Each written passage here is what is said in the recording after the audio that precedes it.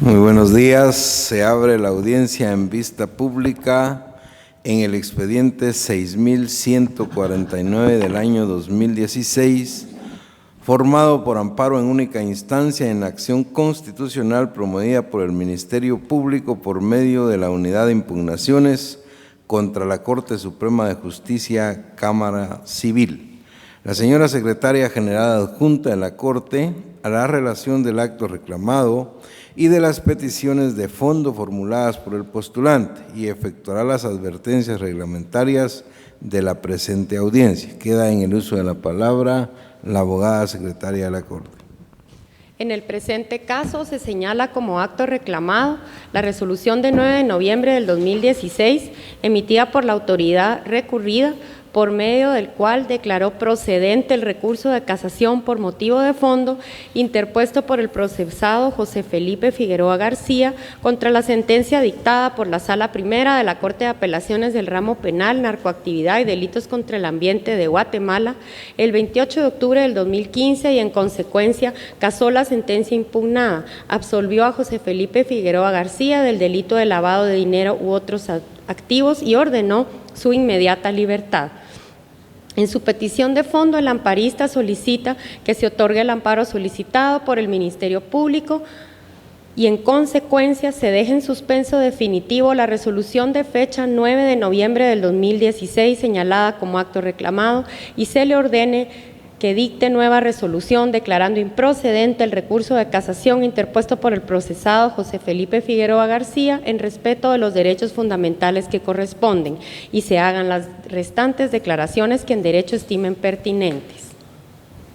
De conformidad con lo que establece el artículo 67 del Acuerdo 1-2013 de la Corte de Constitucionalidad, quien haga uso de la palabra en la presente audiencia deberá dirigirse directamente al tribunal, expresar sus alegaciones en forma oral conforme el objeto de la vista pública previsto en el artículo 61 del referido acuerdo y sin dar lectura a documentos, salvo que para ello se cuente con autorización previa del señor presidente, concretarse al asunto planteado, ser breve, conciso y preciso en su exposición, no proferir expresiones irrespetuosas a las partes o a los miembros del tribunal. Y para la exposición de alegaciones, los intervinientes cuentan con un tiempo no mayor de 15 minutos. Es todo, señor presidente. Muchas gracias, abogada secretaria. Pueden hacer uso de la palabra en la presente audiencia como terceros interesados en el amparo y requirentes de la vista pública el abogado Carlos Enrique Ortega Salguero en su calidad de defensor de José Felipe Figueroa García. Comparece en su propio auxilio y queda en el uso de la palabra, abogado. Muy buenos días, señoras magistradas y señores magistrados, integrantes de la Corte de Constitucionalidad. Con la venia del señor presidente, quisiera solicitar por anticipado su permiso para leer ciertas partes conducentes del memorial de interposición del amparo, de la evacuación del amparo del Ministerio Público de las primeras 48 horas y ciertos pasajes doctrinarios que me van a servir para fundamentar mi exposición, su señoría. Puede hacerlo, abogado, dentro de su tiempo y de la manera más concreta posible. Muchas gracias. Por el presente acto comparecemos a evacuar nuestra audiencia en el sentido siguiente.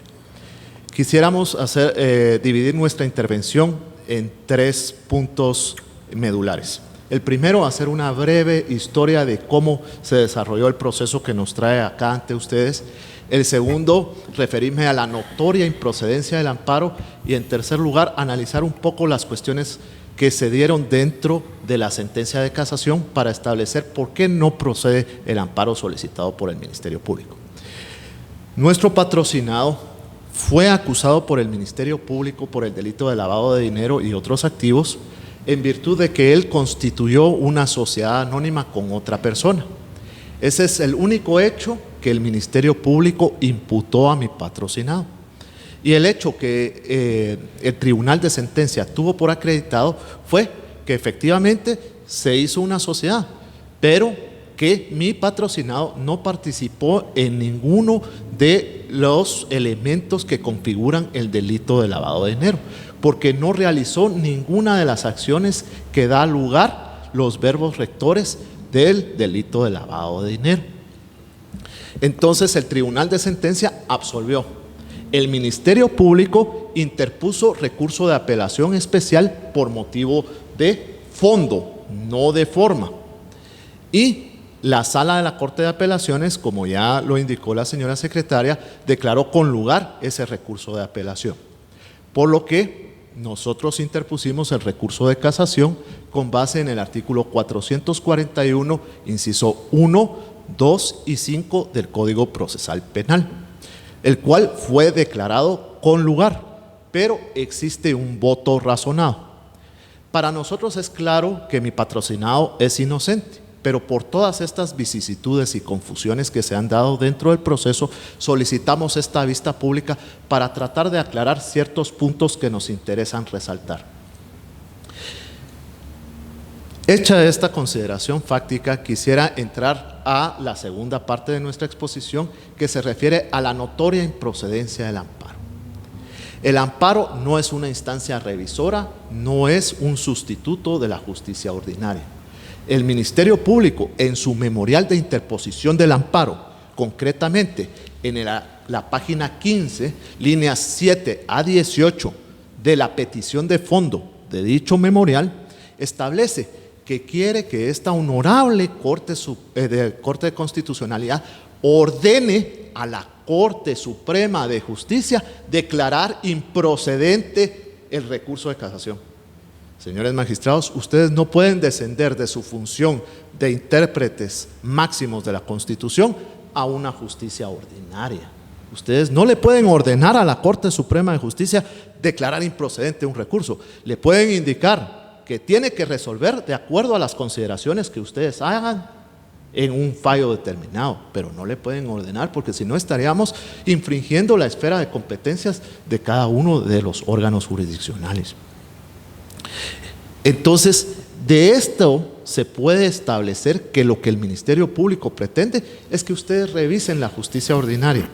Eso en reiteradas ocasiones ha sido motivo de pronunciamiento de este órgano, en el sentido de que es imposible.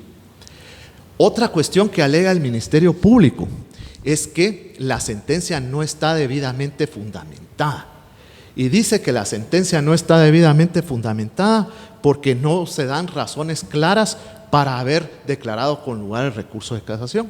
Sin embargo, si nosotros leemos la sentencia, que es el acto reclamado por el Ministerio Público, observaremos que en la sentencia se establece que mi patrocinado no efectuó ninguna de las acciones a que da lugar el delito de lavado de dinero, y por ello no es aplicable el artículo 2, literales A, B, C y D de la Ley de Lavado de Dinero y otros activos.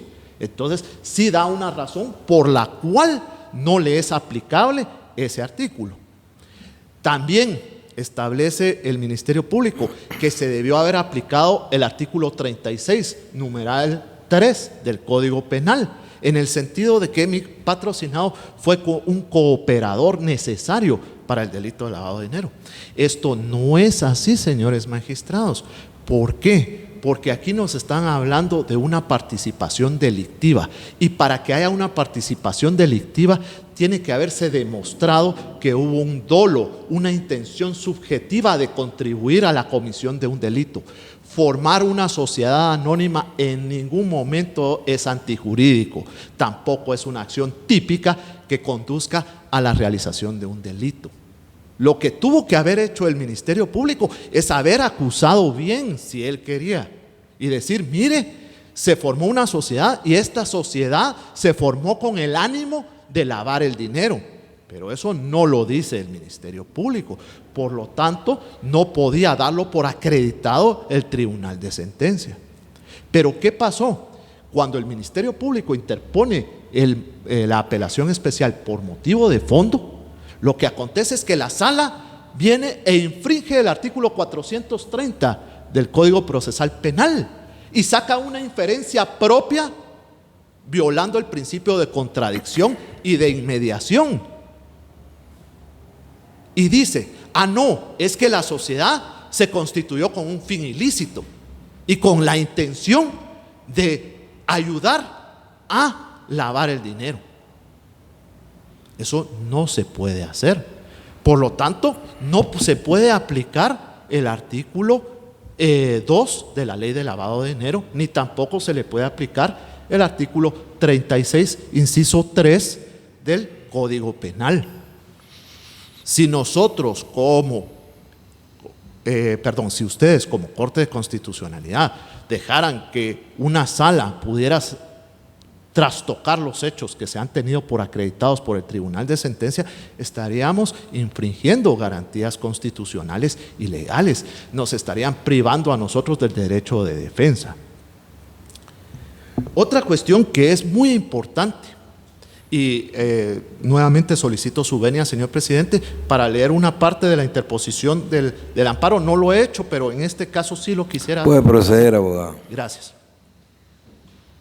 En el memorial de interposición del amparo, el Ministerio Público dice que la Corte Suprema de Justicia, al hacer suya la sentencia absolutoria del Tribunal de Sentencia, comete el error de que no observa que el Tribunal de Sentencia no hizo aplicación de la sana crítica razonada como lo establece el artículo 385 y 186 del Código Procesal Penal y el principio de congruencia contenido en el artículo 388 del Código Procesal Penal.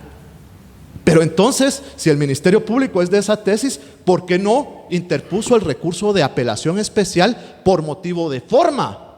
¿Por qué lo interpuso por motivo de fondo? ¿Por qué hasta aquí, en el amparo, viene y le solicita a ustedes que se percaten de este supuesto error que él indilga al Tribunal de Sentencia? Imagínense, tuvo todos los medios, todos los recursos ordinarios que la ley establece, que el Código Procesal Penal establece, para subsanar ese supuesto error que le atribuye al Tribunal de Sentencia. Pero no consintió ese error e interpuso un recurso de apelación especial por motivo de fondo, no de forma. Ha sido reiterada la jurisprudencia tanto en Cámara Penal como en la Corte de Constitucionalidad de que no se pueden retrotraer en perjuicio de un procesado el proceso penal a etapas ya precluidas.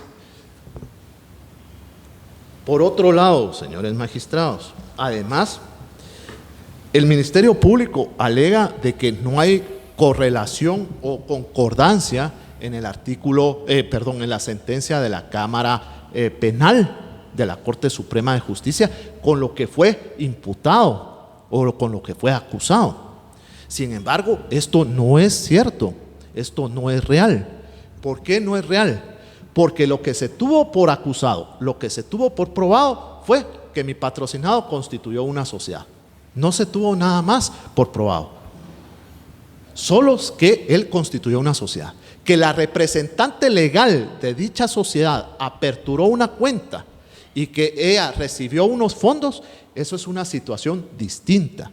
Pero nunca hubo participación de mi patrocinado en la recepción del dinero, nunca hubo participación de mi patrocinado en la apertura de las cuentas. El Ministerio Público trata de decirnos que la sentencia no está fundamentada porque no da una razón suficiente para absolver al procesado. Sin embargo, esto no es así.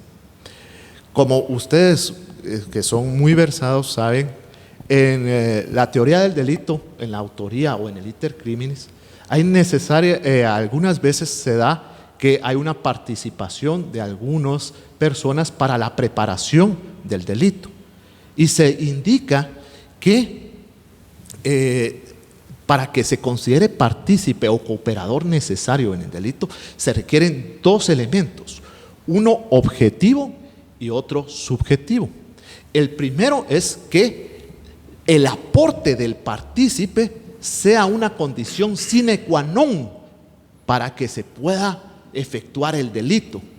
En el presente caso, el aporte de mi patrocinado no reviste tal entidad o tal importancia como para que no pudiera ser sustituida su participación. El segundo elemento, el subjetivo, implica que él hubiera tenido conocimiento de que esa sociedad se iba a hacer para un fin ilícito, o de que él hubiera concertado su voluntad en crear esa sociedad específicamente para lavar dinero.